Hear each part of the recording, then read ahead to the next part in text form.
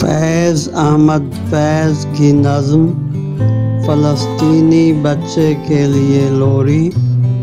आवाज़ डॉक्टर सादिक हुसैन गौहर।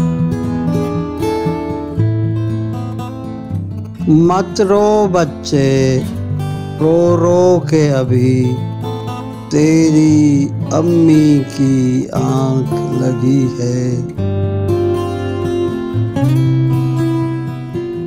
मत रो बच्चे, कुछ ही पहले तेरे अब्बा ने अपने गम से रुखसत दी है।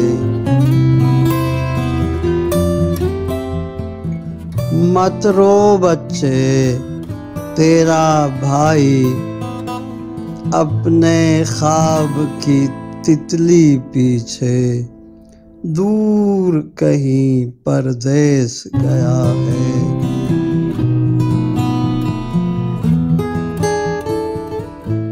मत रो बच्चे, तेरी बाजी का डोला पराए देश गया है। मत रो बच्चे, तेरे आंगन में मुर्दा सूरज नहला के गए हैं, चंद्रमा दफना के गए हैं।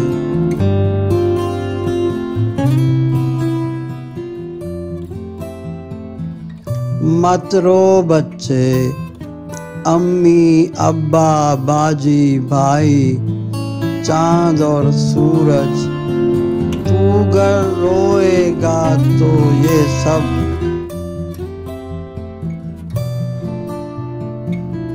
और भी तुझको रुलवाएंगे।